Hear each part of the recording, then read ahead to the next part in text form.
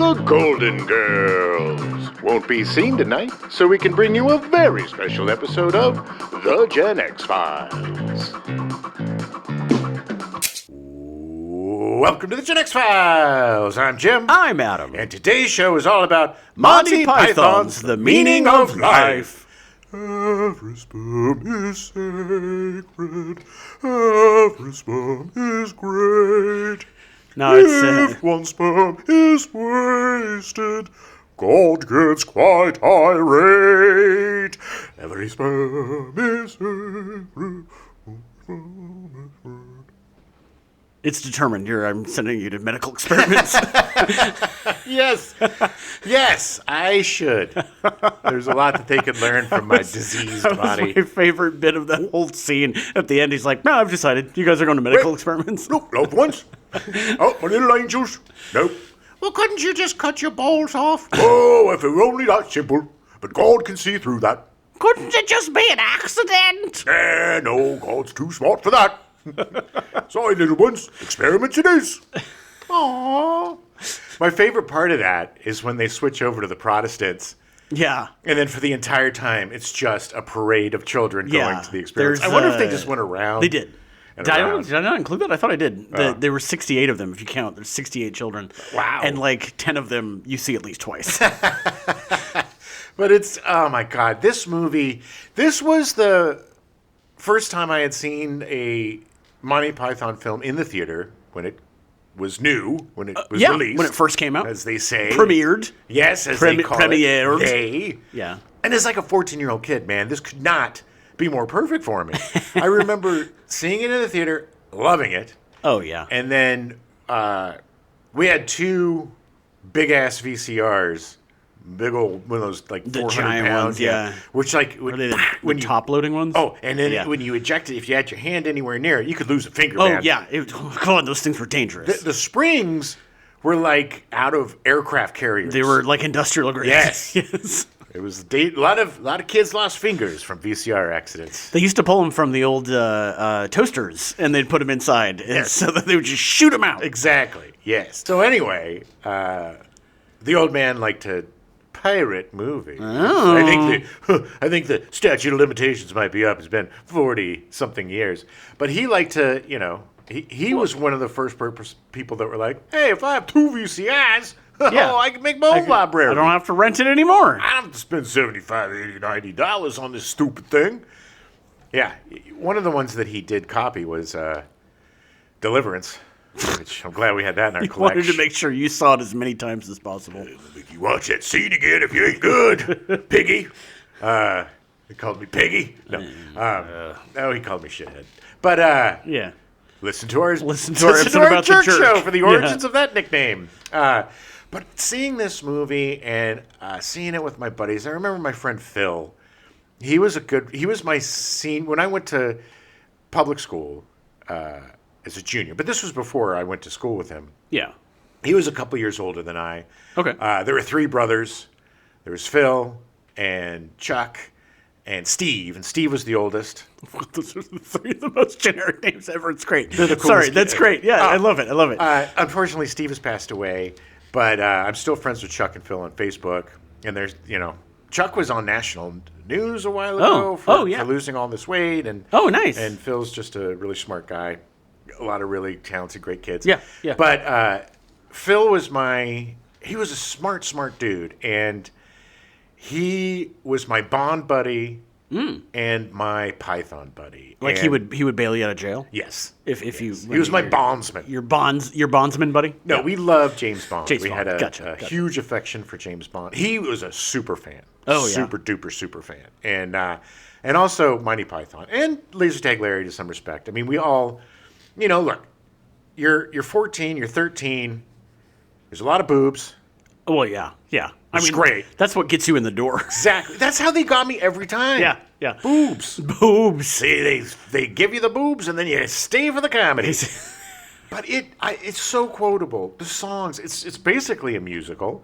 Yeah. I mean, there's enough music in it that, There's a lot of music in it. There is. It seems like they always got to a point where they were like, well, where are we going to go with this sketch? Song time. Cue the Casio. It was like the Galaxy Hello, song ladies with and Eric gentlemen. Idle. Yeah. He pulled him out of a fridge. It was like, where is this going? Again, this you were saying this yesterday, that this was the perfect ending to the Python saga. Yeah. Because, you started out with Flying Circus, which was the sketch show. Them, again, like scratching and clawing their way through every Right. season, against censors and fighting and, Yeah, fighting yeah. for their subversive nature. Then the 3 subsequent movies, you have Holy Grail, which is the natural evolution of the sketch show. Yeah. Then to Life of Brian, which is their true kind of narrative, triumph, if you will. Yeah, It's like yeah. their, Kind of the peak, the pinnacle. yes, the pinnacle of Yeah. their genius, Yeah. in this, mostly straightforward narrative, Yeah, yeah. satire of religion. And then for them to come back to their sketch roots and then just make this big, well, for them, big budgeted, Oh, yeah. slick, Yeah. free from any sort of censorship. It was their swan song. It was a Yeah. perfect swan song. And the meaning of life couldn't have been a better subject. Right, right. Because they basically ended their partnership with death. Yeah, yeah. It was so perfect. It was so perfect. It was like they were adapting a hidden episode or a lost episode of the show. Yeah. But with a big budget, and we're going to make it into a feature film. Yeah. And it was like, we can do whatever the hell we want. We don't have to worry about any censors. We're going to make it as weird and gratuitous and gross as possible. And they did. Oh and my God, it's they smart did, yeah. as F. Oh, you yeah, know? yeah. They got to skewer all of their biggest targets, Yeah, yeah. The school system, the yeah. boarding school system, government, business, Yeah. pirates. The premium dining experience. Yes. Excess. The highfalutin. I know. It's just they The fact that all those people just stayed as long as they did, Yeah. it was like, come on. and the fish. I just remember the fish, and that was like such kind of a breakthrough thing. I remember seeing the how did they do the fish thing? It Yeah, was just yeah. basically them in green screen suits Yeah. with fish on their heads. Yeah. Today we could do it at home. I mean, technically, we're doing it right now. we are. We're wearing our fish heads. Although they did make the fish like costume with the waggling Yeah. and the tails wagging, so it was done very, very well. no, of course. I would not be able to do that. but it was just so. I mean, those fish were just so. Hey, they're eating Jerry. It was so great. They're all looking. And then when Creosote comes in, is that his name, Creosote? Yeah, Creosote, Mr. Creosote. Mr. Creosote. That's Mr. Creosote. And they all. Yeah, they. I mean, so gross. That is probably the most memorable scene Yeah. of them all, is the Creosote scene, because it is so vile. It's so funny because there's a commercial running right now with Matty Matheson. Do you know Matty Matheson from The Bear? He's the big dude with the mustache and Okay. a lot of tattoos. He's like a chef, but he's very loud and very in your face. But the whole thing, I think it's like an American Express commercial, but it's him just ordering. I think we need the steak. I think we need the crudo. I think we need the whatever. Like, they just keep going back to him. And I was like, he's literally Mr. Creosote. Yes. Like, it was so great. I mean, nothing gross in the commercial, but I was just like, this is what they were making fun of. But it was truly, too, the grossest vomit. Oh, my God. Because they made it beige. Yeah. It's the color, the consistency. It's chunky. It is so true to. I have thrown that up. Yes. I it have is seen that the most come out real of me. visceral Yes. grossness I've ever seen. Usually they'll use like pea soup or something kind of innocuous. Like Saturday Night Live does the puke, the hose through the sleeve Yeah, puke thing. where you're holding your face. And it's usually watercolored water. But this chunky, gloppy gloop. It's so funny because him throwing up didn't bother me as much as when John Cleese was holding Yes. the menu and it just kept dripping out. Flopping. Just kept Chunks. for like a minute and a half. I was Chunks. like, where is this coming from? It was so gross. Chunks and puking on the poor Oh, my lady, God. and then all the people puking. And the fact that those 4 people were like, no, the food was good. The wait staff was good. We just have to go. We have to go. It's the smell. They have to stay as genial and polite as possible. Because they're British. Yes, exactly. But my God, Terry Jones is a chameleon. This is the one thing that I've learned from this month. my appreciation for Terry Jones has grown like a thousandfold. Oh, yeah. Not yeah. just his performing or his writing, but his directing. I mean, the guy. Oh, he did such a good job with this. He is, I believe, the most underrated Python. Yeah, I would agree. You know? Because he's almost invisible. I mean, Because like that's who he is. Yeah. He disappears. There's nothing showy or pushy or look at me about anything that he does. Everything he does is so spot on. And fits so perfectly into whatever the sketch or the situation or the scene is. You know, whether he's playing the knight with the shloop, the visor coming up, or the mother in Life of Brian, or the rat bag mother. Yes. The rat bag wife. Yeah. He's not the Messiah. So he knew exactly what needed to be done. Yeah. And he did it. And he did it perfectly. The story that I think is hilarious, and this is from Life of Brian, and it's real quick, but he directed Life of Brian, and Michael Palin tells the story of the day that they did the scene where he's playing the hermit. He had decided that day that he was going to do it nude. Right. And with just like beard over his bits. Yeah. And Michael Palin's like, and so, between takes, here's this little naked man with a beard. Like, you go here, you go there, and you do this, and just running around, stalkers. And it's just like, I can see him just being, all right, now, make sure that you do this and that's. And then it's like, could you just put a robe on for a second? No, we got to get back to shooting. I love him so much. And, back in the day, I was always a Cleese, the showman, Well, because Cleese had a much bigger career in America after this than any of the others. I mean, beyond Terry Gilliam, but he was the face because he was. He was also physically big, and and all of his characters were so there was a lot of energy and physical and yelling and attention, look at me, baby. In just the nature of the characters, not his performance. So back then I loved him, I loved Palin, and Eric Idle for some reason has always kind of been my favorite. Oh yeah. There's just something about him, talent crush wise, that hit me. I could see that as a little kid because he just kind of seems sometimes like the outsider. Yeah. And, even the way he writes and stuff, it's just, I think I identified with him because of my own weird. Having known your writing and seen stuff that you've written, put up, you're 100% Eric Idle. All right, I'll take that as a compliment. Yes. But. You very much the same. It's like I paint myself into a corner, time for a song. Yes, that's true. I do love music. But I can't play it. I can play the harmonica. You want me to go get it? No, absolutely not.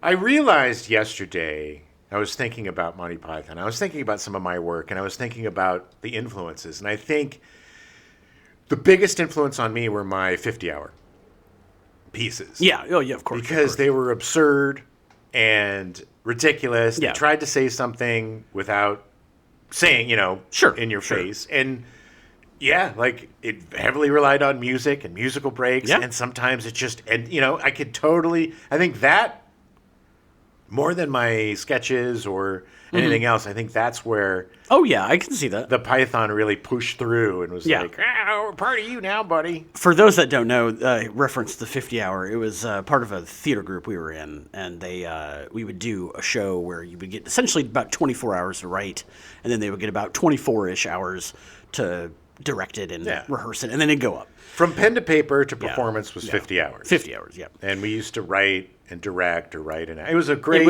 It was a good way to push your creative juices and like. Usually at the beginning of the year, so it was a great way to start the year creatively. It thrusts you into something and forces you to deliver.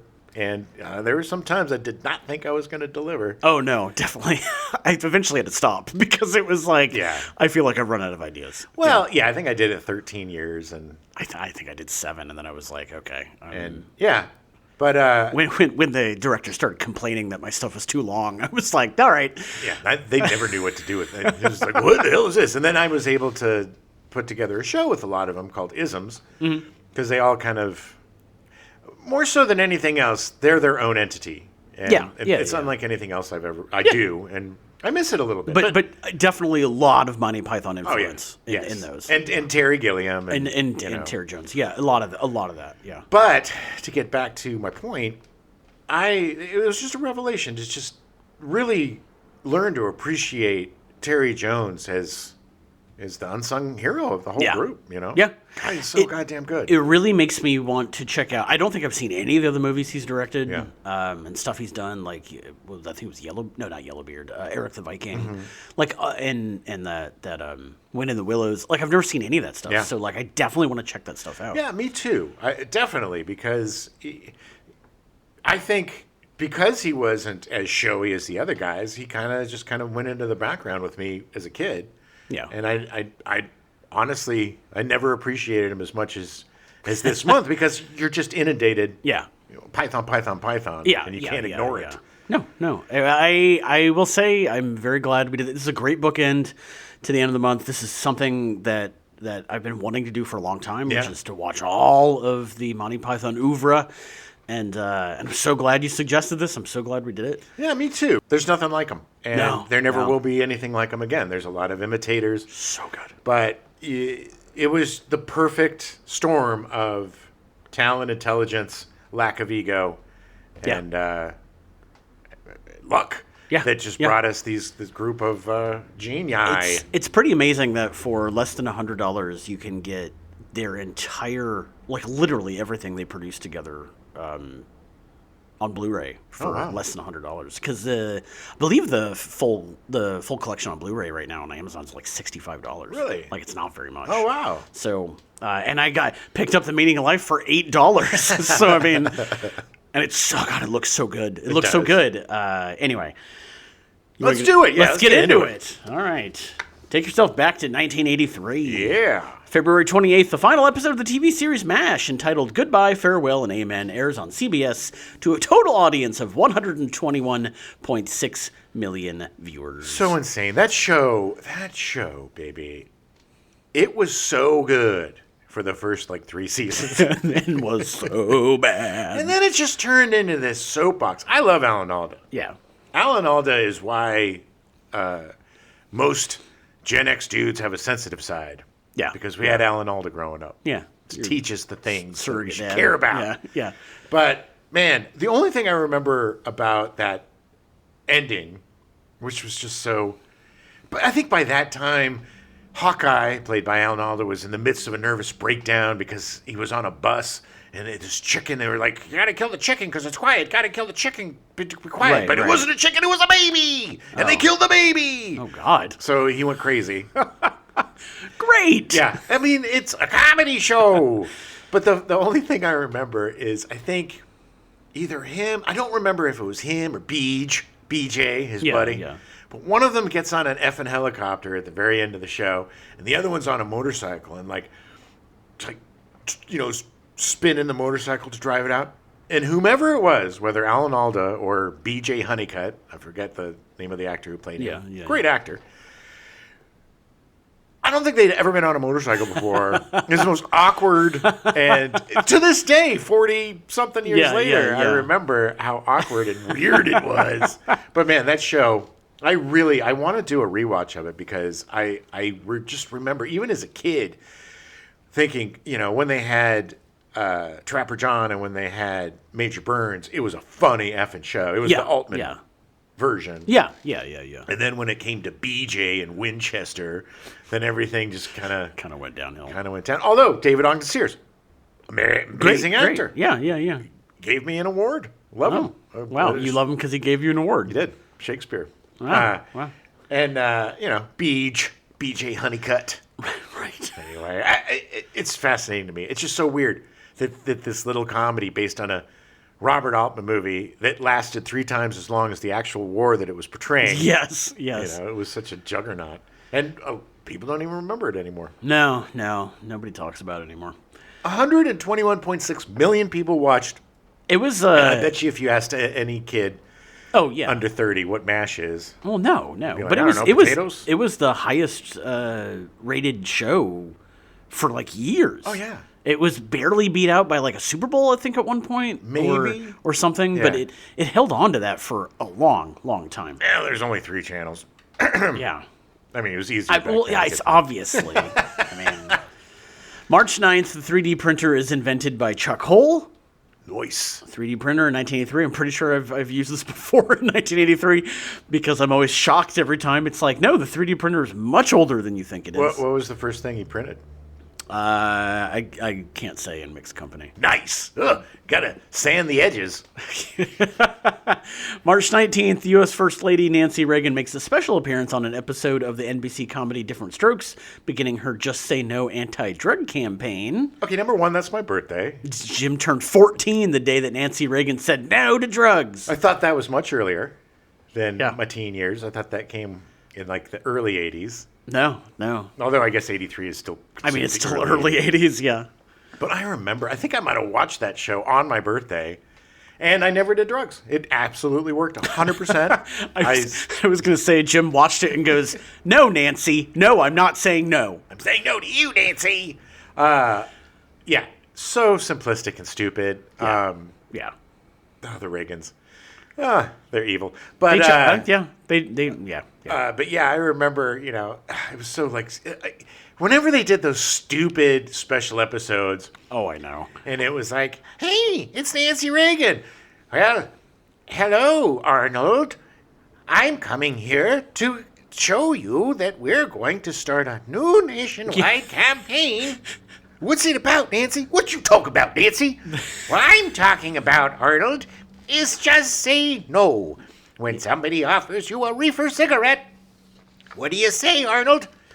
No, Mrs. President. That's what you're talking about. No, you say, I want 3 lids. What you doing? And the greatest part about that is both Willis and the sister were high on drugs. Oh, yeah. Oh, yeah.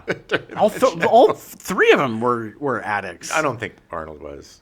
He was pretty, because he had his liver you're problem. right. He was You're right. not. You're right. You're right. No, he just had a lot of issues from all his He had problems. health issues, yeah. But don't you disparage him, Gary Coleman. It reminds me a lot of like Seventh Heaven. I used to work at a CW TV station, and like it was literally like they just picked up a pamphlet and then would read it for like 5 minutes. Well, they did a great pot episode on Seventh Heaven where they found a marijuana cigarette, and it was just like, and then again, Find out that the dad was pedophile, and not a only lot of CP. pedophile, convicted pedophile, who's now living a great life. Yeah. Away from Hollywood, and no remorse. Just blames Hollywood for being jerks. How dare you telling people about my pedophilia? We being that he was from Des Moines in Iowa, we disowned him. It was by decree. Good. Yeah. And then Florida was like, come on in. Come on down. We'll take you. March 31st, Monty Python's The Meaning of Life is released in theaters. That is the meaning of life. Bum, bum, bum, bum, bum. After the success of Life of Brian, the Pythons had 2 ideas that were considered for their next movie. The first was Monty Python's World War III, with sponsored armies and soldiers wearing military uniforms full of advertisements. Super funny. Doesn't really have legs. No, yeah, I don't know how they could stretch that out into 90 minutes. Another idea was the Pythons being tried for fraud, accused of making a tax dodge, not a movie. They spend the entire movie trying to prove that they're shooting an adaptation of Hamlet in the Caribbean. At the end, they're found guilty and sentenced to death, and each one of them gets to decide how they're going to die. All right, I like that. I think that definitely would be really funny. Yeah. The idea was used in the death sketch in which Arthur Jarrett chooses to die while being pursued by naked girls. Arthur Jarrett is a convicted. That's so great. The voiceover was great. Da, da, da, da, da, da. Was it Graham Chapman that was getting chased by the naked? Well, no wonder he's running away from the naked ladies. All right. In typical Python fashion, they started writing sketches, sharing them amongst themselves, rewriting things to be funnier, a process that takes quite a while. Oh, yeah. Look, writing sketches, you know this. Yeah. It's a process, man. Like, we used to write together and write separately and then come together and then choose which ones and then work them together and then get them on. It's like step by step by step. You have to. It's a process. It's crazy that you could ever get a show together with all this. It's amazing that anything ever got done. Yeah, I mean, look, Saturday Night Live. It's like, it's crazy that within a week. Yeah. Well, yeah, and then people complain. It's like, well, yeah, we have the sketches at the end because it was literally the last things we could think of. It's also like, slow your roll, people. It's not easy to do a live sketch show every week. You're creating 71 minutes of live sketches in 5 days? Yeah, so. Why don't you do it better? More like 46 minutes with the advertisements and the musical guests. Well, no, I was cutting it because it's an hour and a half. Well, it's an hour when you cut out the commercial. No, yeah, it's 61. I think it's 61. I don't know. I'm just trying to remember the last time I watched it. Anyway, regardless. Peacock. This is niggling. Sketches are hard, and Yeah. endings are hard, and there's something really...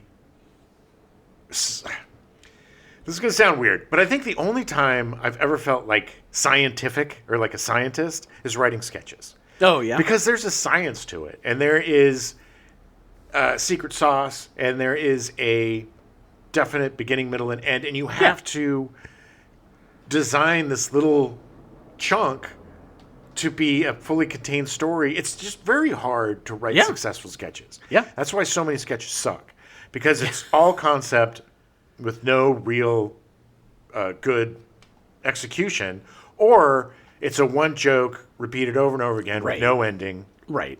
To find something that has true beginning, middle, and end is really tough. Yeah. And these guys knew it because they were like, F the endings. We're just going to end it however we want. Yeah. So according to Palin... The writing process was quite cumbersome. An awful lot of material didn't get used. Holy Grail had a structure, a loose one, the search for the Grail. Same with Life of Brian. With this, it wasn't so clear. In the end, we just said, well, what the heck? We have got lots of good material. Let's give this the loosest structure, which will be the meaning of life. Later, John Cleese remarked that one more rewrite could have made it a perfect film. I agree. I think if they had decided to sit down and followed a central character, then I think it would have tied together better. Yeah. I can't think of a part of the film that I don't like. No, agreed. Or that is weak. You know, even the fishy fish is so bizarre. It's so weird. That you can't help, look at it at least. Yeah, you can't help but watch. You can't look away. It's like watching a friggin' Dali sketch, It's Yeah, like Salvador Dali It's writes a sketch. so weird. And that's what this is. It's so weird. Where's the fishy go?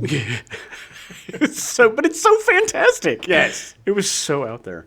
So, yeah, if there had been a central character the film followed from his birth at the beginning, either to the couple in the hospital or to the Catholic family, until his death as one of the dinner guests, it would have worked better. Yeah. The only recurring character in the final film is Biggs, as he goes from the classroom to the rugby field to the battlefield. Right. Which is really not that long. I mean, it's like maybe 10 minutes in the movie, so it's not like there's really, It's a great transition, though. It's fantastic. That scene, too, of John Cleese giving the sex ed talk. Oh, my God, it's so good. The beauty, I just love how the way they portray the kids is like, pay attention. What's going on out there? You watching the football? Do you have something to share with the class? Now, did we talk about the clitoris? And then the kids are like, I don't know. It's Now, such a real reaction. How do you get the vaginal juices flowing? Rub the nipples? Rub the nipples, yes! It's so funny. What about a kiss? Go straight to the clitoris. What about a kiss, Johnson? A good old-fashioned kiss.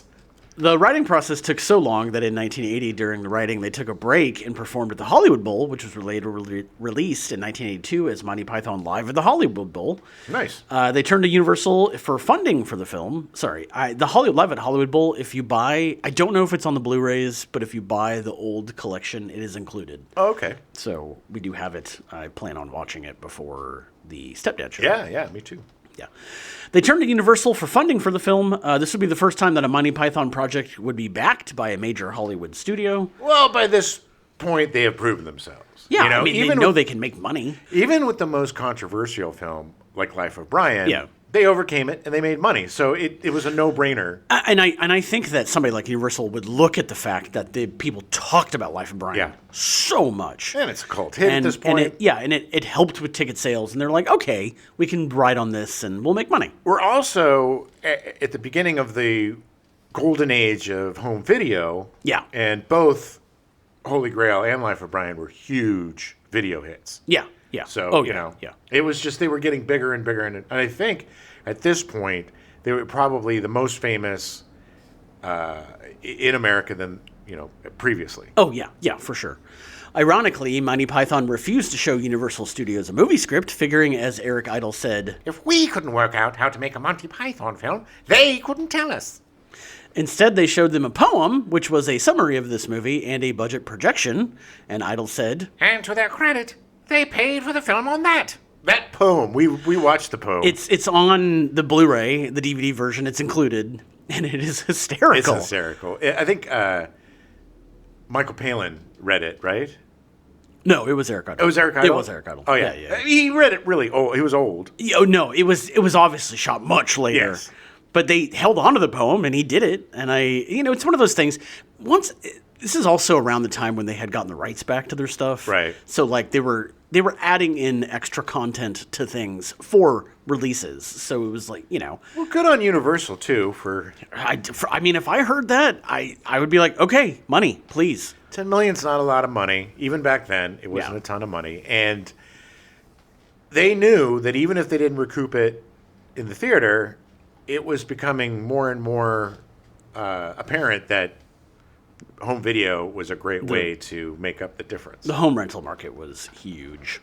So they gave them $10 million to make the movie, a huge budget compared to The Holy Grail, which had about $420,000, and the $4 million budget for Life of Brian. Yeah, they're moving on up. The Pythons appreciated doing a sketch show like Flying Circus, but without the interference from the BBC, which allowed them to get very dark and daring for the new film. And they did. The large budget also allowed for large-scale choreography and crowd sequences, a more lavishly produced soundtrack that included new original songs, and much more time able to be spent on each sketch, especially the Crimson Permanent Assurance. Such a great opening.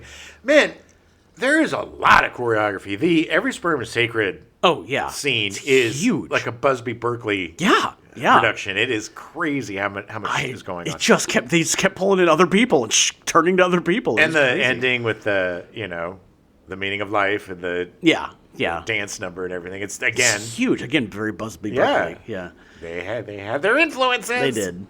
The Crimson Permanent Assurance was supposed to be an animated sequence from Terry Gilliam for placement at the end of Part 5.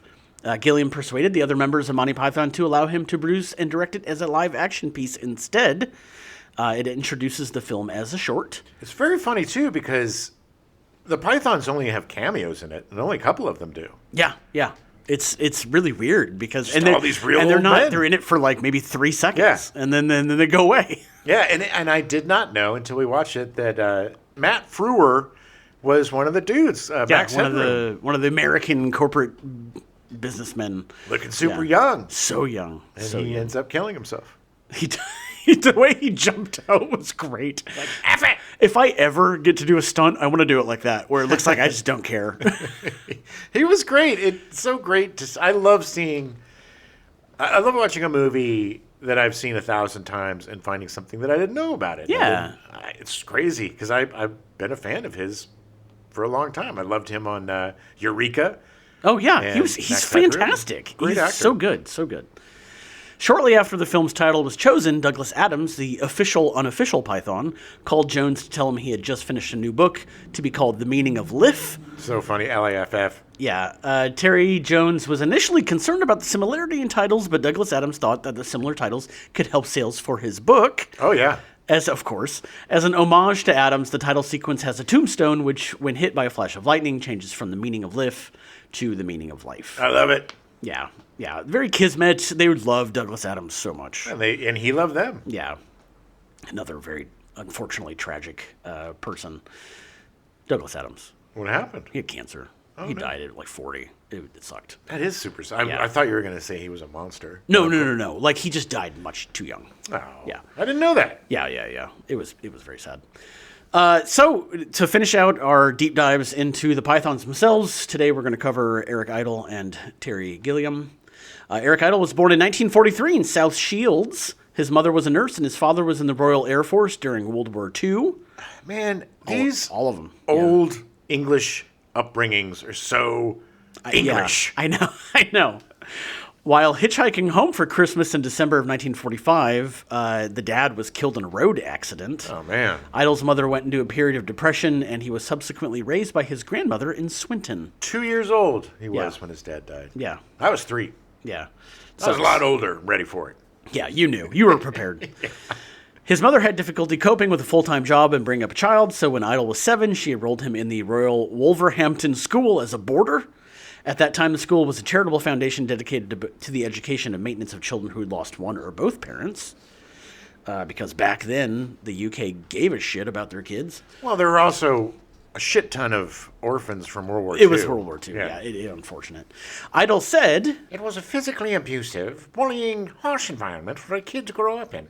I got used to dealing with groups of boys and getting on with life in unpleasant circumstances and being smart and funny and subversive at the expense of authority.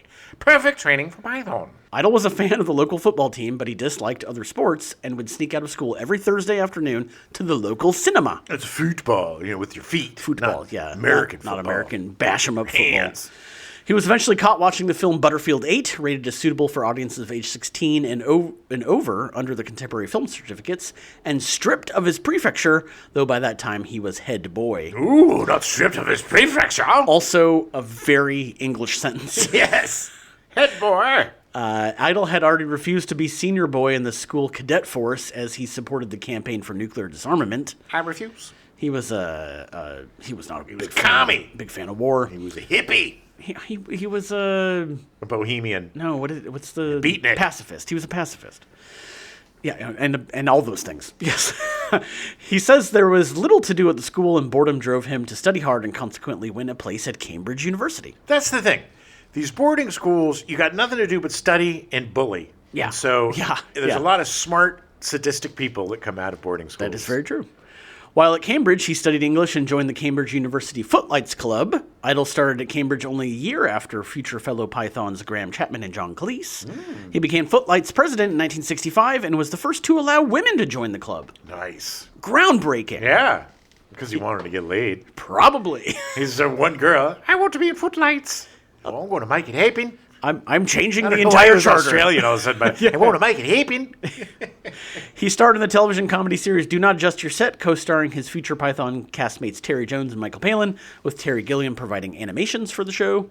Ooh. Idol wrote for Python mostly by himself at his own pace, though he sometimes found it difficult to present material to the others and make it seem funny without the backup support of a partner. Yeah, it is tougher to present your own stuff because, especially if it's a sketch with two people and there's two of you, you could read it, do it, perform it. Yeah. You know. The other Pythons usually worked in teams, and Cleese admitted that this was slightly unfair when the Pythons voted on which sketches should appear in a show. He got only one vote. However, he also says that Idol was an independent person and worked best on his own. Yeah. Yeah, I mean, they understood it. And I'm guessing they were probably a little more soft on his work. You know, I mean, to the point where it's like, you only get one vote. Like, I'm not, As writers, it just seems to me that it's not personal, it's just whatever's funny. Right. You know? Yeah. And that's why everything was so damn funny. Yeah, that's true. That's very true. Idol himself admitted that this was sometimes difficult. You had to convince 5 others, and they were not the most unegotistical of writers either. Yeah. He occasionally wrote with John Cleese, so they did work together sometimes. Sure. A talented guitarist, Idol composed many of the group's most famous musical numbers, most notably Always Look on the Bright Side of Life, the closing number of Life of Brian, which has grown to become a Python signature tune. And the song that's played at thousands of funerals every year. Yeah, that's very true.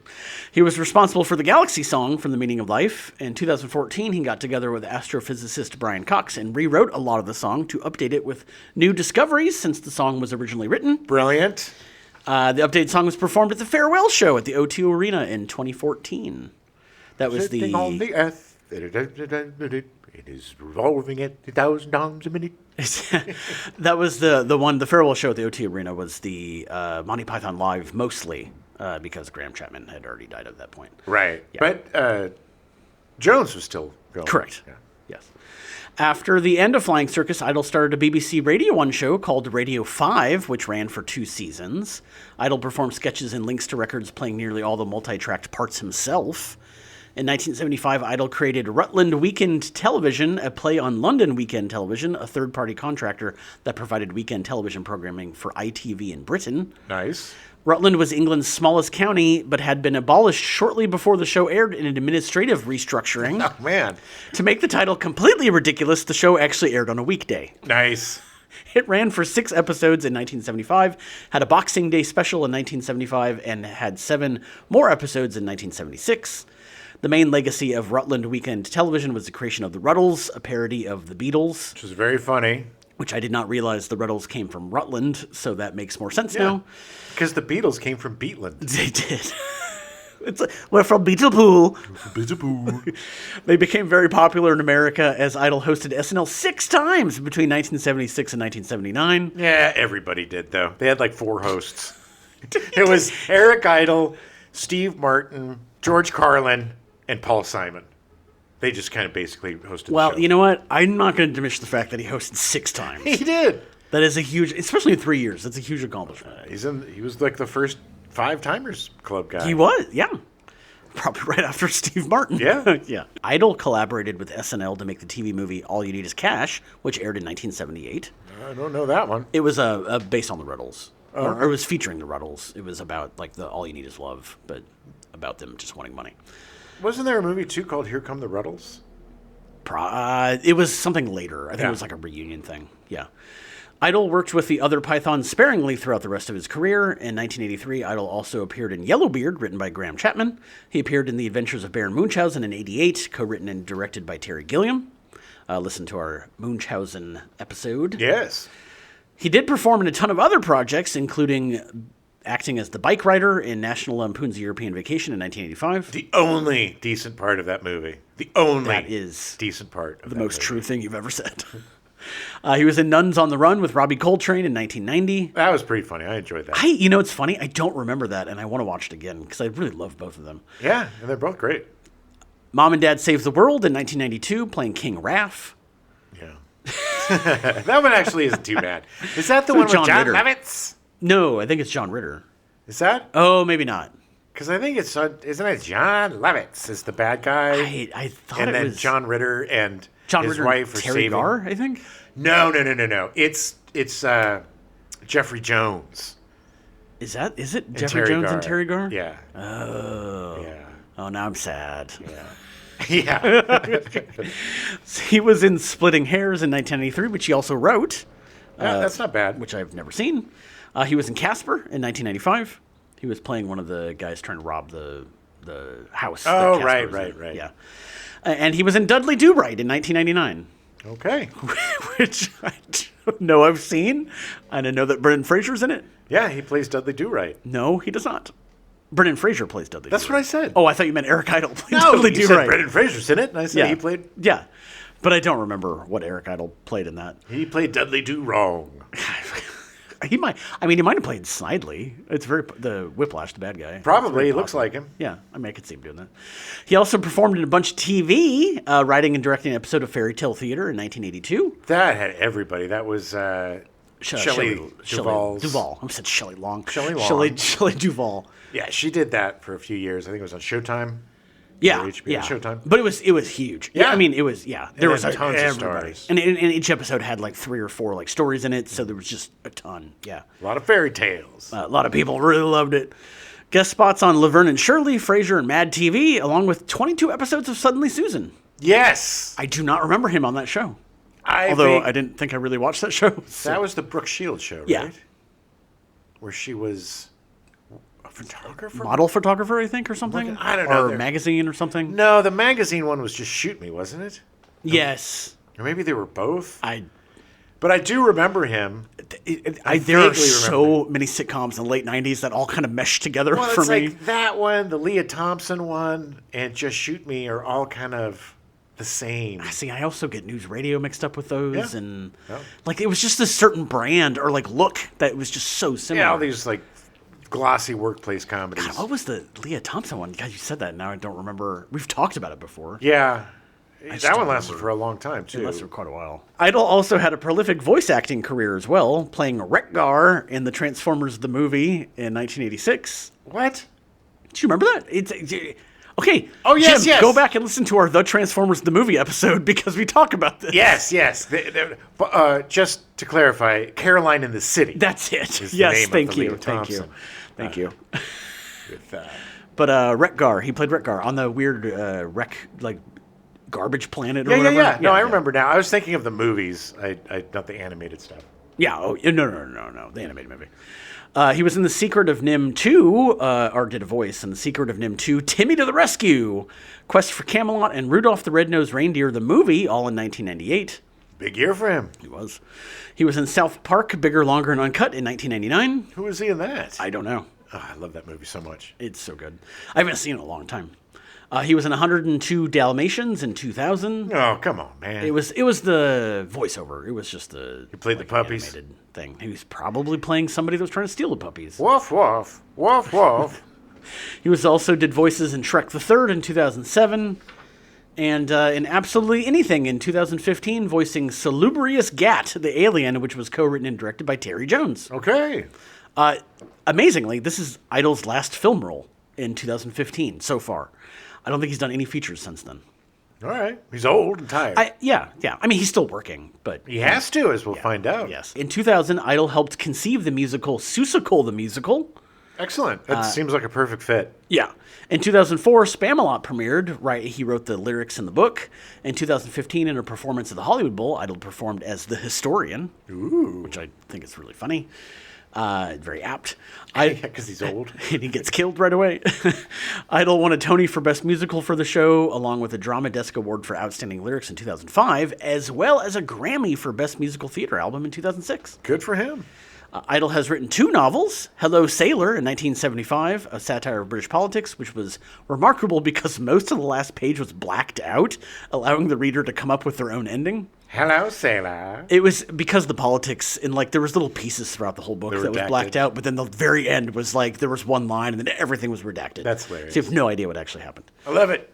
He also wrote The Road to Mars in 1998, set in the 25th century with a scientist seeking to understand the nature of comedy and human laughter. Okay. Idol has written around 150 songs, including Always Look on the Bright Side of Life, which the Pythons performed at Graham Chapman's funeral. Yeah, and then every funeral since then. Yeah. In 2004, Idol recorded a protest song of sorts called the FCC song, in which he lambasts the U.S. FCC for fining him $5,000 for saying the F word on national radio. What? The song contains 14 uses of the word. Nice. Idol has been married twice, with one divorce in 1975. He's been married to his current wife since 1981. Nice. Yeah. David Bowie made him a godfather to his son, Duncan Jones, who is now a film director. How cool would that be? David Bowie's your effing father, and Eric Idle is your damn... I know. Kid better make some still. Idol is an atheist, but does not like using the term, and is quoted as saying... I don't like that word. It implies that there's a God not to believe in. And to be honest, that is probably the most accurate depiction of how I feel about religion. Yeah. Yeah. In 2019, Idol was diagnosed with pancreatic cancer. He was diagnosed early and underwent successful surgery to remove the tumor, needing no further treatment after this procedure. In 2022, Idol competed in Season 8 of The Masked Singer as Hedgehog. He did a cover of the Beatles' Love Me Do with help from the USC Trojan Marching Band. When eliminated in the first episode alongside William Shatner as Knight and Chris Kirkpatrick as Hummingbird, Idol mentioned to Nick Cannon that he had to get approval from Paul McCartney to do Love Me Do for a competition, in exchange that McCartney knows what the competition in question is so that he can avoid it. Okay. I don't think Paul McCartney's going on The Masked Singer anytime soon. No. He just didn't want to watch him sing it either. Jesus. William Shatner. Do they have anybody under 80 in this competition show anymore? I've literally never seen 1 second of the show. I don't understand. I don't get it. Yeah, I don't know. The only thing that I ever saw of that show was there was a clip with Rudy Giuliani as one of the masked people, and then like 2 of the judges. I was going to say Kim Jong Un, not him. I wish Ken Jeong. Ken Jeong, and somebody else walked off. When he was because he unmasked, and they were like, ugh. "Yeah, why are you on here?" In February 2024, Idol made headlines in the UK after revealing that he was still working at the age of 80 for financial reasons. Yeah, he talked about that on Conan O'Brien Needs a Friend. And yeah. Hey, it's a lot of it has to do with the tax situation in England, England, but also I don't know what I know they got the rights back, but it's not like millions and millions and millions of people are buying stuff. It's just us comedy nerds like us that are devoted to that kind of thing, and but it's nuts that he has to work. Yeah, at the age of 80, like, he should be able to retire. And he's not one of those dudes with like 80 ex-wives he's got to pay child support and alimony to. He just needs the money. He has a horrible addiction to extremely pricey honeys. It's a problem. It's not just buying the honey, it's traveling to the honey. Yes. Because you have to buy it locally. He will not put normal honey in his tea. He admits it. He has a problem. So, Terry Gilliam was born in 1940 in Minneapolis, the son of a Folgers traveling salesman turned carpenter. Yeah, but Dad, after all the coffee, he built a house. At the age of 12, his family moved to Panorama City in Los Angeles, where he became infatuated with Mad magazine. I once looked at an apartment in Panorama City. Panorama City is the armpit of Los Angeles. The building that we went and looked in had a notice on the door that was broken, by the way, that said, "Beware, there have been 3 murders in this area and 1 in this building. So be on alert." Maybe in 1952 it wasn't as bad. I think it was always bad. Yeah, it's a very low income neighborhood. It's a horror. It's like such a nice name for such a horrible area, and there's nothing panoramic about it. Let me tell you, the only thing that you see is that giant Anheuser-Busch bottling plant. Yeah, That's got to smell great. Oh, yeah. Gilliam graduated from Occidental College in 1962 with a Bachelor of Arts in Political Science. Oh, that's in California. Yeah, that's actually not too far from here. No. It's no Occident. It's funny because Monday I went to go see a friend that came back into town, and we were in Highland Park, and right next to it was a brewery, and all these people kept showing up in all these fancy dresses, and we're like, what the hell is going on? And one of the people that came to see the friend was like, oh, it's the Oxy Prom. And we're like, what? Nice. Thinking like, Oxycontin? Yeah. But no, it was the Occidental College Prom. Oh. It was just very like, what? But they do take a lot of Oxy. Yeah, I'm sure.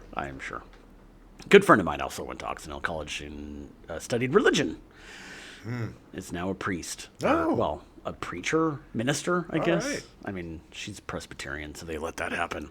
Sure. Yeah, she's good. She's awesome. She's an Occidental tourist. She's actually part of the reason that the all the hotel workers are going to start getting paid $30 an hour. Nice. Gilliam began his career as an animator and strip cartoonist. One of his early photographic strips for the U.S. magazine Help featured future Python cast member John Cleese. When Help folded, Gilliam went to Europe. Moving to England, he animated sequences for the children's series Do Not Adjust Your Set, which he worked on from 1968 to 69, which also featured Eric Idle, Terry Jones, and Michael Palin. So many children have PTSD from watching his cartoons. Oh my God, I'm sure. Mommy, what's that? Mommy, what's that? It's scary, Mommy. Why is that hand coming out of his neck? Don't worry about it. Eat your spam. Although he was there for the creation of Monty Python for the early episodes of Flying Circus, he was credited as animator separately from the other 5 members. They would eventually correct this and list him with the whole group. It's so funny because he really is. I mean, he wrote with them. He is in the sketches. It's just he feels like one of these things is not like the other. One of these things. He wasn't in any of the first series, the first 3 episodes. He wasn't in any of them. Right. But I mean, he was there when they were rewriting stuff. Yeah. Like he was there helping them shape things. Yeah. Well, he had worked with them all previously as well. Yeah. They were, he's part of it. Yeah. Just because he's an American, he just kind of seemed not really. And also, he's just weird looking. So weird looking. So off-putting. No wonder he's been married for so long because it's like. He found that one person. I'm not letting go of you. In addition to the cartoons he created that linked the sketches together, Gilliam would act in sketches, but was rarely the main character. He's usually a Nazi or some sort of weird hermit. He often played parts that no one else wanted to play, generally because they required a lot of makeup or uncomfortable costumes, such as the recurring knight in armor who ended sketches by walking on and hitting one of the other characters over the head with a plucked chicken. Right. This sounds very much like if I was in a sketch group, this is the part I would be playing. They're like, well, it requires 4 hours of makeup. All right, I'll do it. Gilliam also designed most of the covers of the Monty Python albums. After co-directing Monty Python The Holy Grail with Terry Jones, Gilliam caught the directing bug. Due to Monty Python taking longer and longer between projects, he started foraying into his own. Look, Monty Python, without his animation, would not be Monty Python. Oh, no. Agreed. It is 100... It's like one frame, and you know it's Monty Python. Yeah. And without him, they would be an exceptional sketch group, but they would not be this amalgam of amazing, different... film, TV, animation. Yeah. he rounded them out and was the missing piece. And without that animation, it's not Monty Python. It's funny because on YouTube you can catch some of their stuff pre Monty Python. Like they'll have some sketches and some stuff, and they're good. Yeah. But yeah, at the end of the day, the thing that sets Monty Python aside is Terry Gilliam's cartoons. Yeah. Yeah. That's what hooked me as a Yeah. kid, you know? Yeah. His first solo project was the 1977 film Jabberwocky, another period film set in the Middle Ages. Yeah, a friend of ours just watched that recently, and his review was not good. We're gonna do a sort of Python month where we'll do things that have the pythons in it but aren't Python. Right. And you're not gonna like this one, I don't think. This is going on. We'll see. It's going on the hot pursuit pile, probably. It starred Michael Palin and was based off the poem. In 1978, he published Animations of Mortality, an illustrated tongue-in-cheek, semi-autobiographical how-to guide to his animation techniques and the visual language in them. Oh, that sounds awesome. Copies regular go for over $80 now. Ooh. But you can get them if you want to pay the premium. All right. They're out there. Gilliam worked as the art director on Life of Brian, letting Jones take over directing duties. He would co-write with Michael Palin and direct Time Bandits, released in 1981. Listen to our Life of Brian episode because he got real pissy about his sets. Yeah. It's just a lot of times when you have somebody who is, I would call him an auteur. Yeah. He's very much his own. He has a very distinct vision. So somebody like that having to take a back seat and do sets and stuff, he's gonna spout up when he can to get his frustrations out, I think, you know? Right. Because it's like somebody who needs to be in control, not in control, is usually a bit of a difficult situation. Yeah.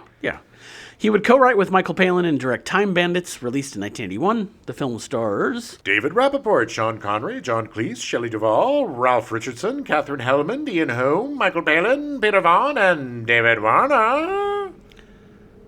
Time Bandits, such a good movie. It is such a good... Who was Katherine Hellman in Time Bandits? I don't remember. I don't know. I remember her in Brazil. Listen to our Time Bandits episode and find out. We didn't do one. No! I remember Katherine Hellman in Brazil because she was the one with the face. Oh, the being stretchy face stretched, thing. Yeah. Getting her face fixed. I don't remember. I haven't seen Time Bandits in a long time. Oh! She was like the wife of somebody that they visited, I think. Okay. We'll cover it soon. We will. Following the directing of the Crimson Permanent Assurance for the Meaning of Life, the Pythons effectively stopped working together, allowing Gilliam to pursue his career as a filmmaker. Finally. Gilliam started directing what he considers his trilogies. The Trilogy of Imagination, featuring The Ages of Man, which was Time Bandits in 1981, Seeing Imagination Through the Eyes of a Child, Brazil in 1985, Seeing Imagination Through the Eyes of a Man in His 30s, and The Adventures of Baron Munchausen in 1988, Seeing Imagination Through the Eyes of an Elderly Man. And a child. Yes.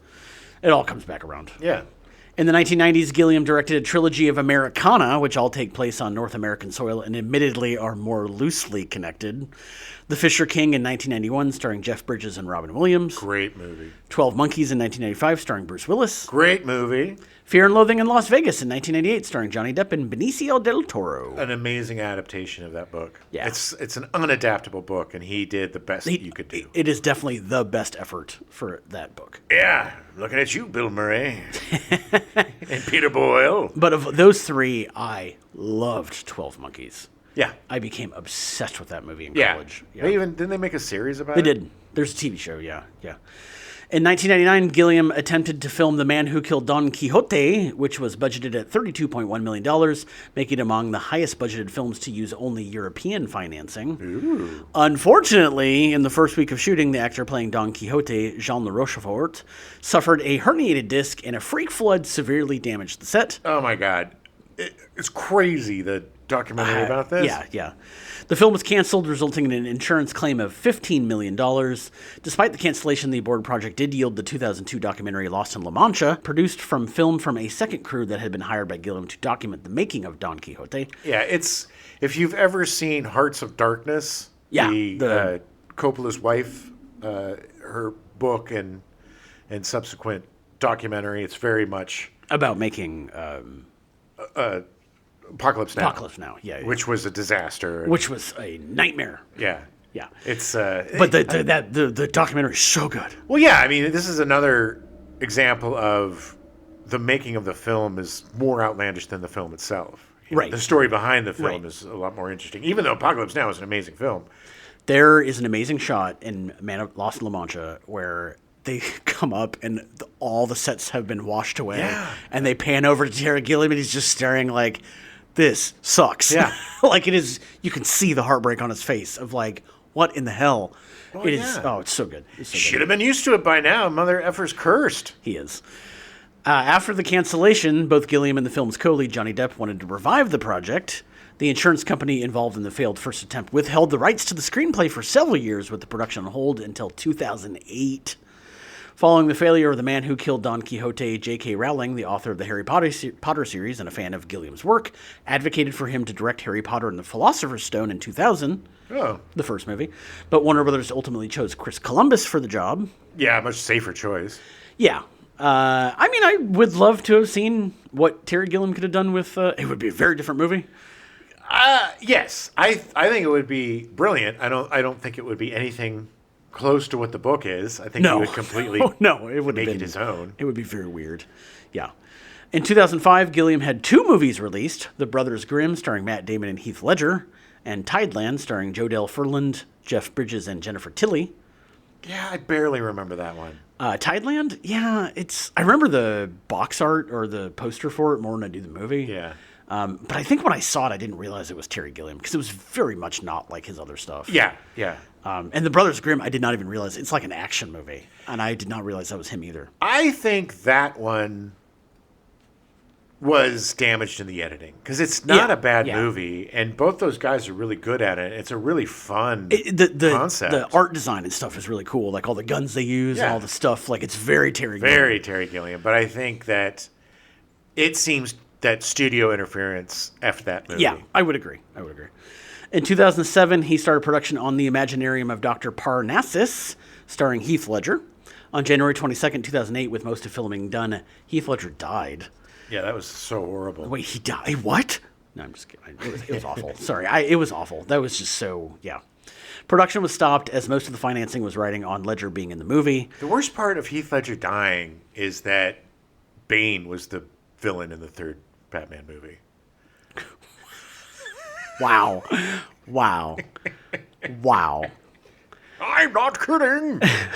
Johnny Depp, Jude Law, and Colin Farrell signed on to finish filming in Ledger's role, and production began again. That was really brilliant. Of them And it to works do. really Yeah. well with the story and how it was playing out. Like, it made sense. Luckily, it's such a batshit crazy Yeah. story to begin with, and the character's so weird that it worked. Yeah, it totally worked.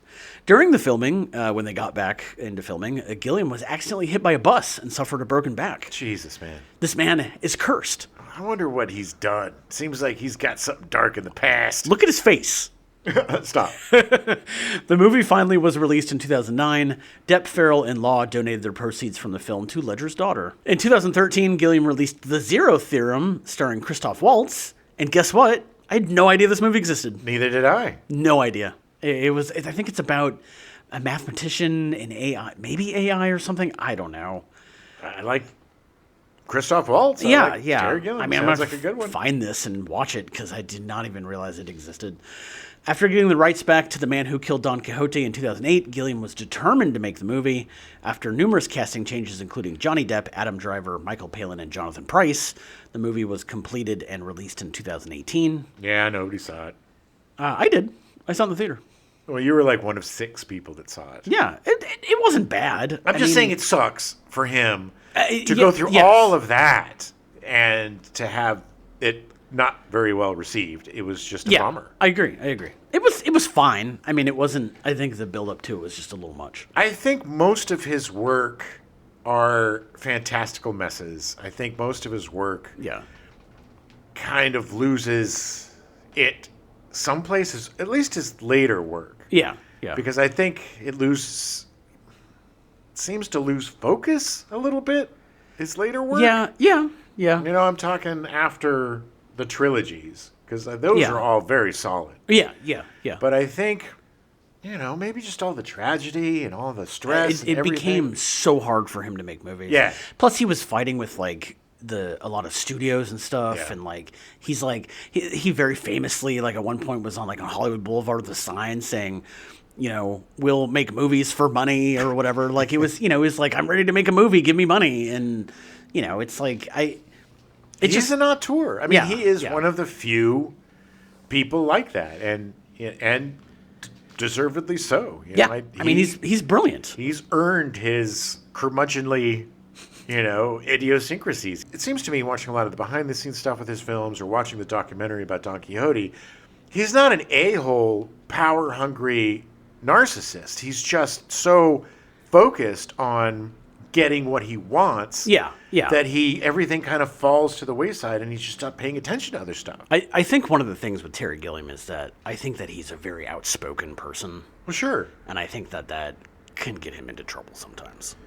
Well, he's not one to suffer fools, and he's Yeah. also not. He's an artist, man. Yeah, I mean, he's yeah. a true. He's a weirdo, but in the best possible way. Look, he's always been somebody who starts out in animation, and not like a Disney animator, but his own style, yeah. and completely redefines animation for a generation. Right. So much of this stuff has been influenced by his Oh yeah, animation, and I think he would have been perfect in like the 1700s when artists had patrons. Oh yeah, And yeah. He just seems like He would have old flourished. school, Yeah.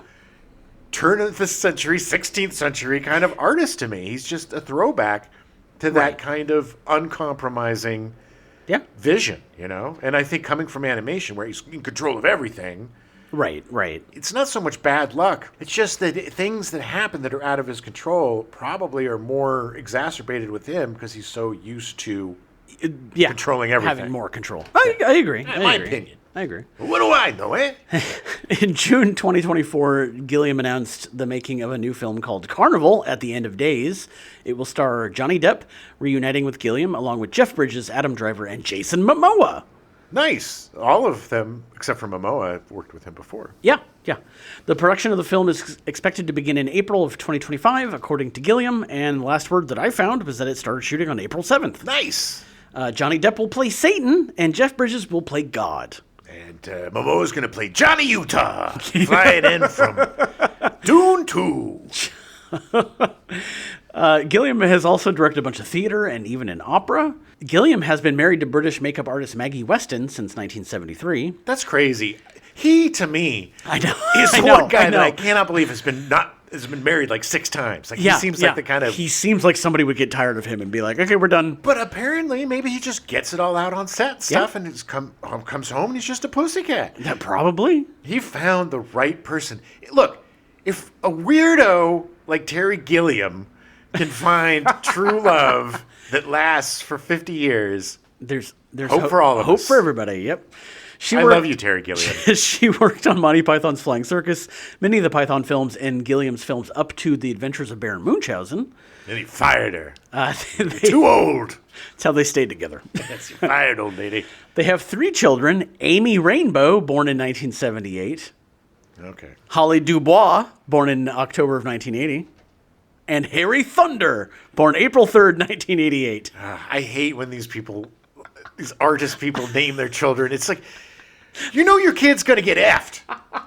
Harry Thunder is going to be teased. I specifically included this because I knew your face would be that. So mean. It is so mean to give your kids these stupid effing names, people. Hi, I'm Amy Rainbow. No, you're not. You're not Amy Rainbow. We don't believe it. She never... It's like when I was a kid, my middle name is Rayburn. Yeah. Which is, now that I'm older, it's a badge of honor because my great uncle was Sam Rayburn, greatest Speaker of the House ever. But as a kid, Rayburn is like horrible. So I would say, my middle name is Raymond because my stepdad's name is Raymond. Right. I had the same. I mean, my middle name I'm not a huge fan of, so I just wouldn't tell people. Aloysius. Yeah, Adam Aloysius. Yeah. But whatever. But they've all appeared in or worked on several of his movies. Your middle name is Marmaduke, right? Yeah. Adam Marmaduke. Yeah, I went by Marmy growing up. Marms. In 1968, Gilliam obtained British citizenship. He held dual American and British citizenship for the next 38 years Oh, that's why he's broke. until he renounced his American citizenship in January of 2006. Oh, really? He's just a Brit now. He is now just a Brit. It's ironic that he moved from America, joined a British comedy troupe. They've all become American citizens, and he is become a British citizen, and that's it. It's like grass is always greener, I guess. It's like a big trade. Well, they all mostly became American citizens for the taxes. Yes, they did. He just doesn't make enough money to worry about He it. doesn't care. I just don't. Gilliam himself has only been nominated for one Oscar for writing the script to Brazil, losing to Witness. That is so crazy to me that he has never been nominated as Best Director. I know. I mean, for any of it, it just blows my mind. Me too. Brazil, Bandits, Munchausen. I mean, all brilliant, difficult. Look, this is why the Academy Awards is garbage. In total, his movies have received 15 Academy Award nominations, with only The Fisher King winning Best Supporting Actress for Mercedes Ruehl. Oh, goddamn, she was so goddamn good in that. So good. It's Jeff Bridges' long-suffering girlfriend. It's, again, though, blows my mind. Just blows my mind. I mean, he's done such good work for so long. Yes. Well, he'll get one of those bullshit honorary things if he lives long enough. And he'll probably turn around and shove it up somebody's butt. He doesn't get the respect, man. He does not get the respect he deserves in Hollywood. He's like Hollywood's redheaded stepchild. They don't know what to do with him. They're so weirded out by him. Well, yeah, exactly. I mean, honestly, like if he sits into a room with a bunch of other normal, quote unquote, normal Hollywood folk, they would be like, "Why are you here?" I don't know. You're all jerks. I mean, and I love him, and I love him more for that. Yeah. But it's just they just don't know what to do with him. There are certain artists that just will never fit in. Right. And that's what I love about them is that they don't fit into the Hollywood system because it's anathema to their creative juices, you know? It's like, I don't want any part of that corporate bullshit. Just give me some money and let me make something crazy, and maybe you'll make money and maybe you won't. Yeah. I trust that I can make you money. Or trust that I won't. And you can write it off. Yeah. Zaslav. So principal photography began on July 12th, 1982, was completed about 2 months later on September 11th. Ooh. The idea... Yes, that is exactly why the terrorists attacked on September 11th. They commemorate the ending of production of The Meaning of Life. It was blasphemous, baby. The idea for the hospital sketch came from Chapman, himself a doctor, who had noticed that hospitals were changing with... Lots and lots of machinery. Yeah. According to Palin, the organ transplant scene harked back to Python's love of bureaucracy. Bureaucracy that I can't say for some reason. Bureaucracy. And sketches with lots of people coming round from the council with different bits of paper. Can we have your liver?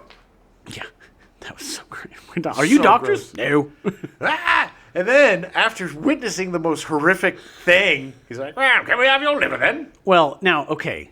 To her credit, she witnessed the most horrific thing of her husband and then literally went to space.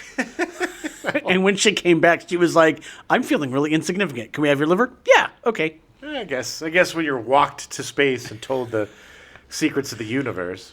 During the filming of Every Sperm is Sacred, where Palin's character explains Catholicism to his children, his line was, That rubber thing at the end of my sock.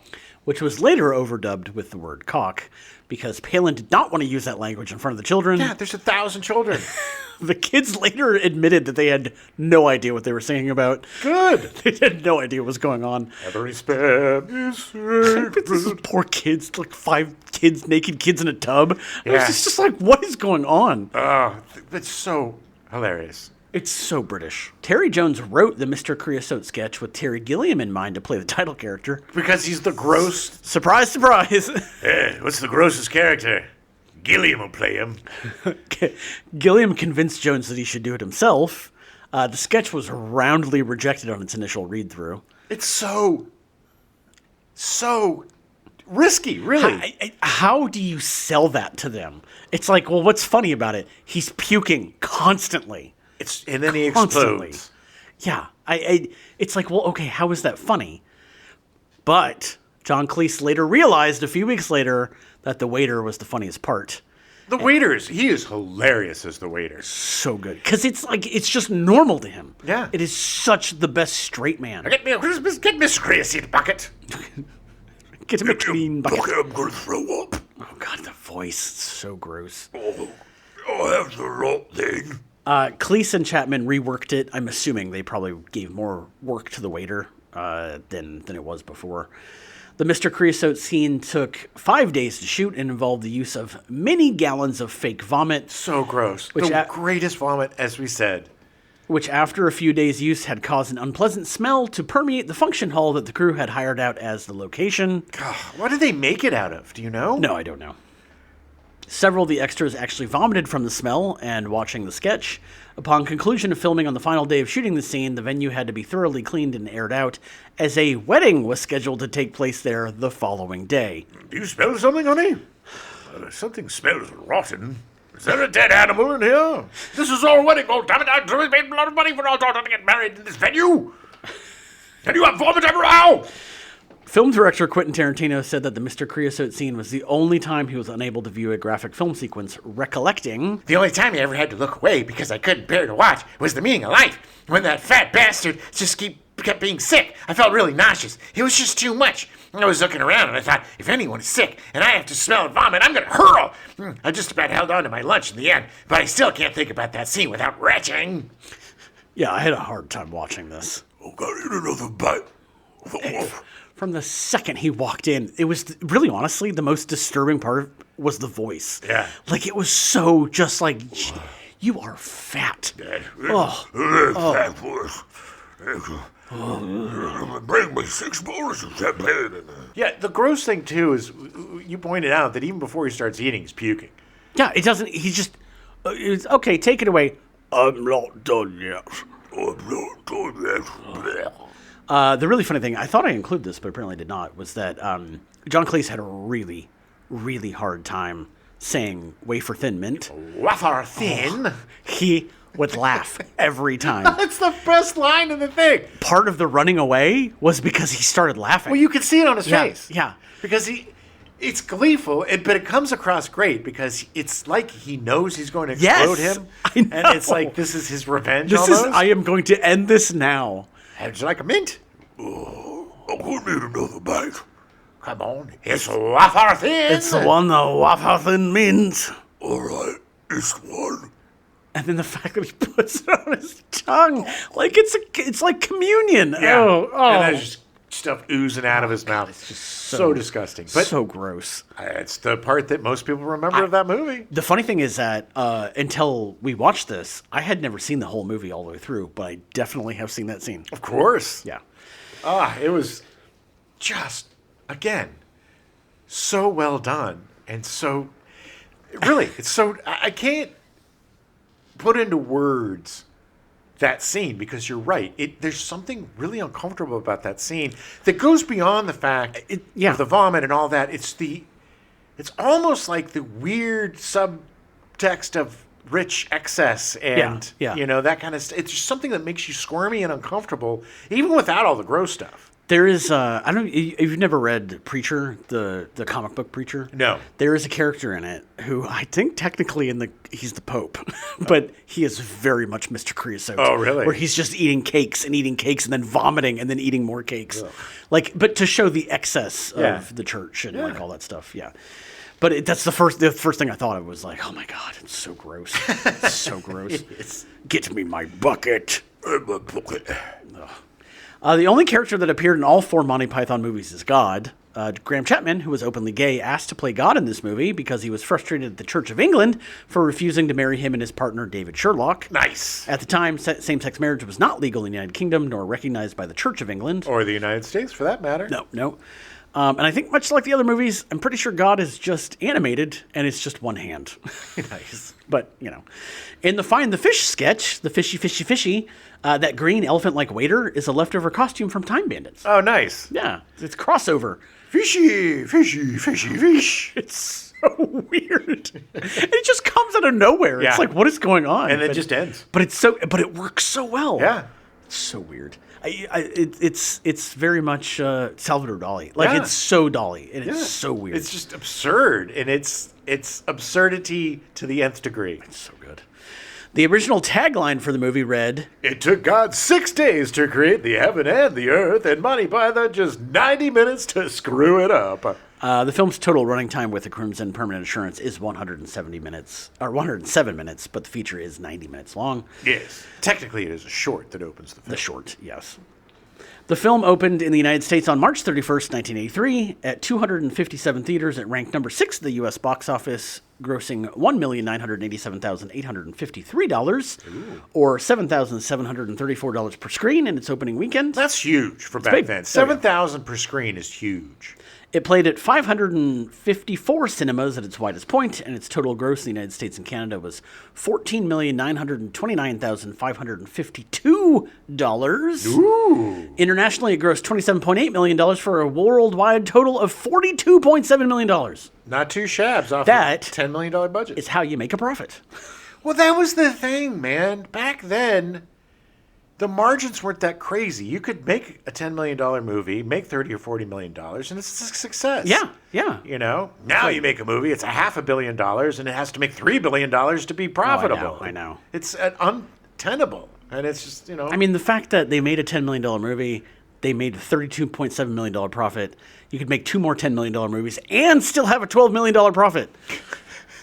It's crazy. Yes. Yes. I don't understand why the math is so hard for these people now. But what is there like them now? Like what? I mean, nothing. Nothing. Nothing. You know, you had Lorne Michaels doing Saturday Night Live movies from the get-go, but they're Yeah. all just...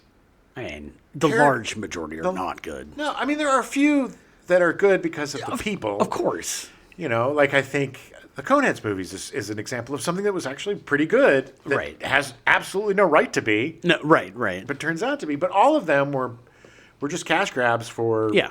characters that were popular. It's when they took like a kind of tired sketch and then made it a 90-minute movie. It was like, okay. Well, the Butabi Brothers one is what ended the movies. Was that the one with Will Ferrell and Chris going Kattan. out to the club? Yeah. Yeah. What is love? Yeah, What is Love? That's No, right. that That's don't right. hurt Yeah, me. that one. Yeah, because that movie was awful. No, it was horrible. My friend Greg was in that movie. He was the bartender at the beginning. Oh. No lines, but made a drink. Yeah, I think after that they stopped making SNL movies. Or Oh no, they did. Pretty They much. still make them, but it's not based off of characters like that.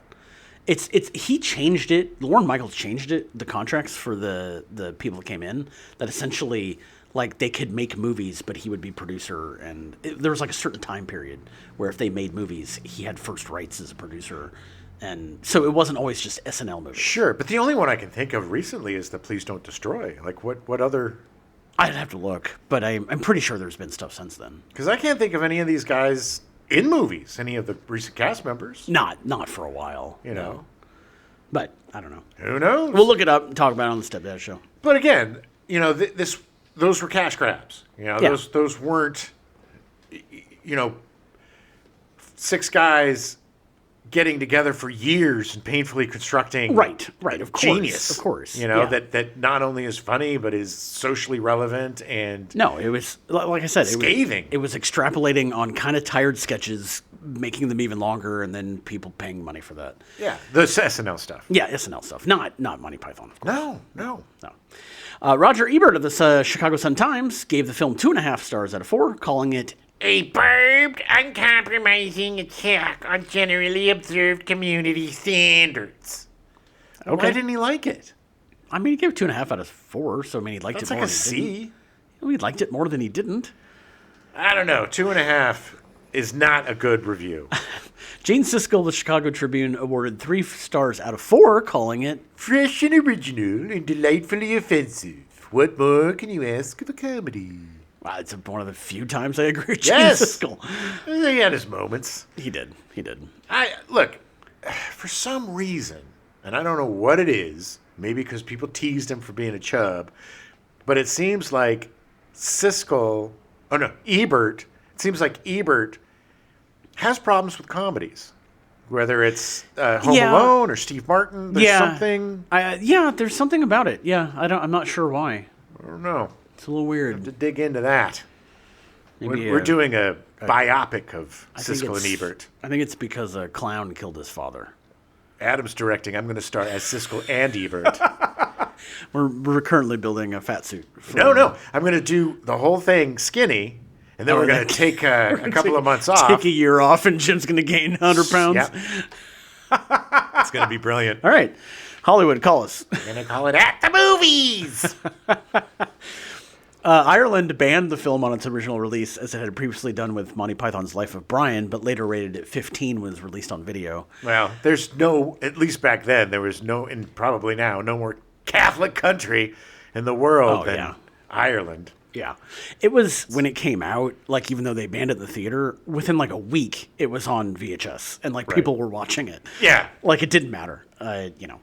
The movie won the Special Jury Grand Prize at the Cannes Film Festival. John Cleese joked that it might have been because Orson Welles, who was on the judging panel, identified with Mr. Creosote. Okay, nice.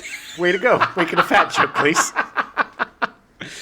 Oh, at that point, Orson Welles was a very large man. Yeah, I was doing a lot of commercials back then. For Ernest and Julio Gallo. Wines. At the 37th British Academy Film Awards, Andre Jacquemin, Dave Howman, Michael Palin, and Terry Jones were also nominated for Original Song for Every Sperm is Sacred. Unfortunately, the award went to Up Where We Belong in An Officer and a Gentleman. Love lift us up where we belong. Is that Chris Christopherson? Up where the eagles fly. No, it's The Carpenters? no, it's I believe it's Joe Cocker. Oh, yeah, I think you're right, actually. Yeah. Anyway, there's a bunch of other stuff I could have included, like the fact that the first person to meet death is Graham Chapman, and it's very sad. Oh, But, like, you know, I mean, it's such a good movie. It is so good. That final scene with death is so good. I am death. Who is it, honey? Oh, it's a Mr. Death. I think he's one of the locals from the village. And perhaps one of the best lines in the entire movie, with Eric Idle as the wife walking out going, "But I didn't have the moose." So good. It's like because the camera follow again. Terry Jones, brilliant. The camera follow of the long finger pointing down, and then they're revealing the salmon moose. Dum, dum. And it's like, that's what killed you. And she's like, "Oh, but I didn't have the moose," which, funny enough, was an ad lib. It was not part of the scene. So good. So brilliant. And Terry Gilliam's The Americans that they do are always so great. And he's an effing American. Yeah. But his American is always, honey, what? I don't understand. What do you mean, dead? That was, I will say that in the scene in the Hawaiian dungeon themed restaurant. Yes, in heaven. That wasn't heaven. That's right. I forgot. They came back around. The accents they did, the American accents they did were so bad. Ow. So not good. Are we going to have a conversation? Like the enunciation. And I know that they were doing that on purpose, but it was so distracting of how bad it was. Excuse me, waiter. Yeah. We find this conversation boring. We'd like to take it back. Oh, but man, it is so good. And it is so, I cannot recommend enough going back, buying all of their stuff. Oh, yeah. And watching all of it. It is so good. It is brilliant. And smart comedy that doesn't make you feel dumb is so hard. Like, we talked a lot about smart, dumb comedy. Yeah. But yeah. the realization that I kind of had this month watching it is that they aren't dicks. They aren't Right. talking down to people. They're not like, oh, we're very smart. We're going to show you how smart we are. Yeah. They use that stuff to make a point, and then they can switch gears. The greatest example of that are the sketches with the and the people that are Gumbies. super afflicted. And then it's like, oh yes, well, let's talk about Right. You know, right. it's that type of humor where it takes very big concepts like the meaning of life or religion, and very complicated issues, you know, like politics and, you know, swallows. Yeah. And it gives you a lot of information and a lot of really smart stuff, but in a way that you can understand. And even if you don't understand that, then the next sketch with the Gumbies, Right, you know, right.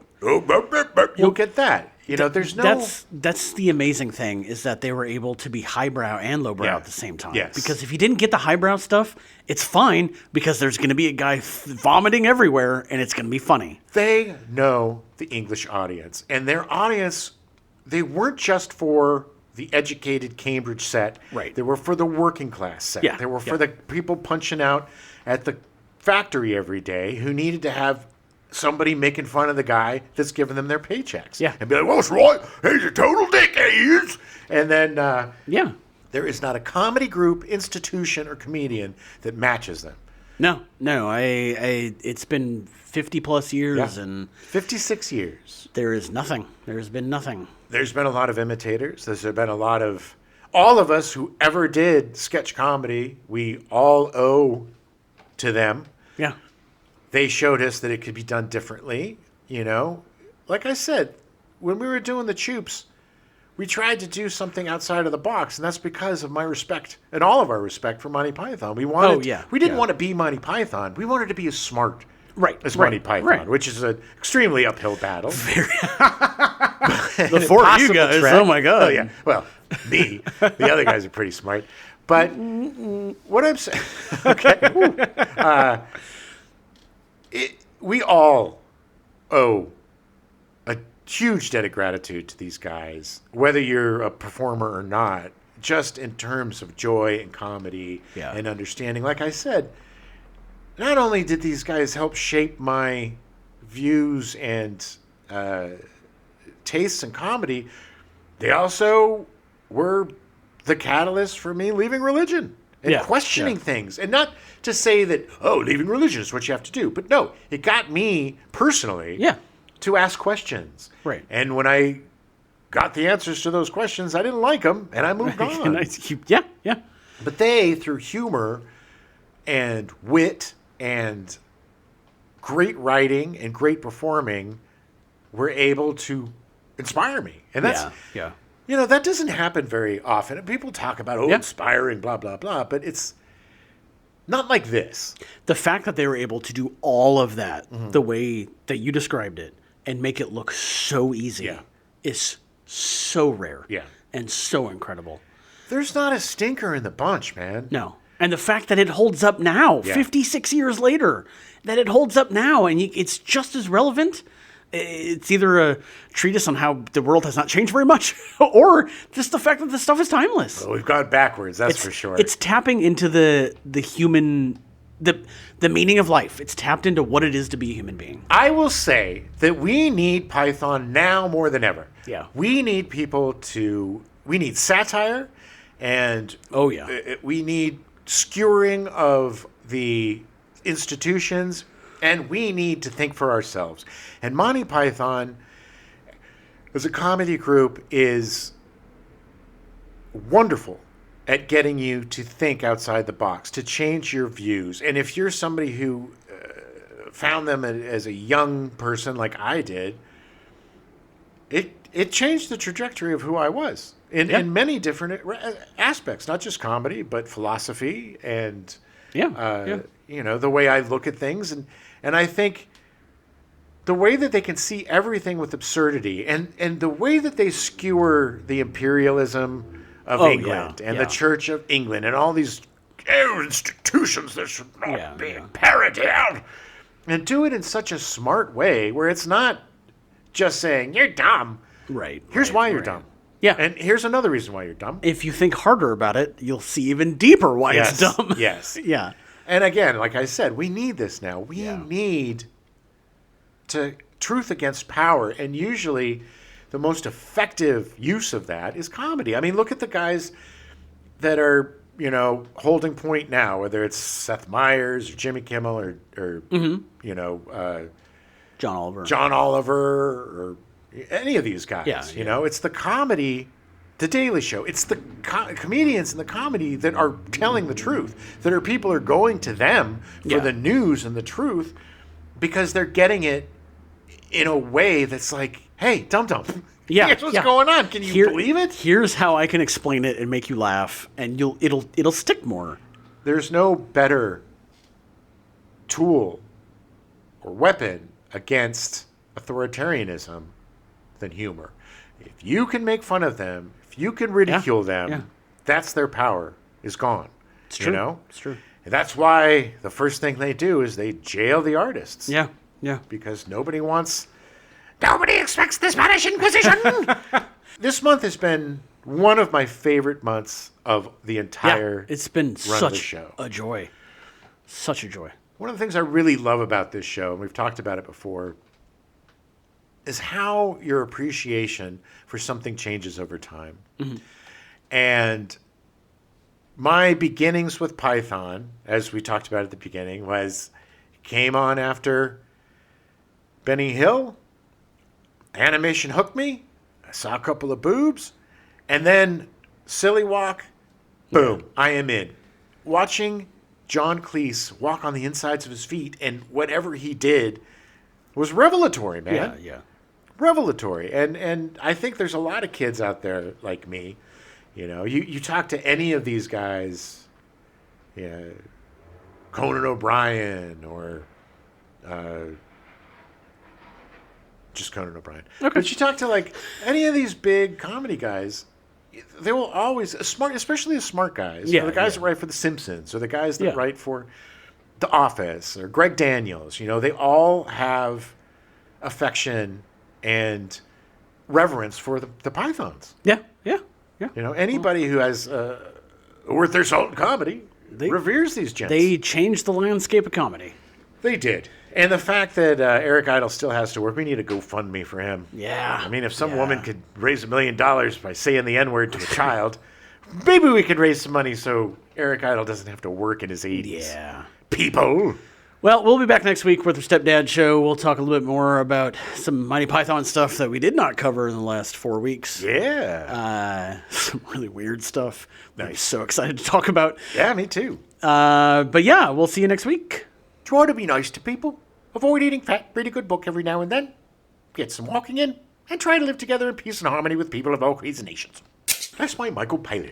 That's how I'm going to do him today. Okay. That's better than I did. Sounds good, yeah. Oh, Michael Palin. Okay. I mean, it's about time you got one of them right. Oh, boy. The gloves are off. You started this, man. Meaning of life is being mean. You started this. You put the mean in meaning of life. Hey, somebody has to. Gilliam has been married to British makeup artist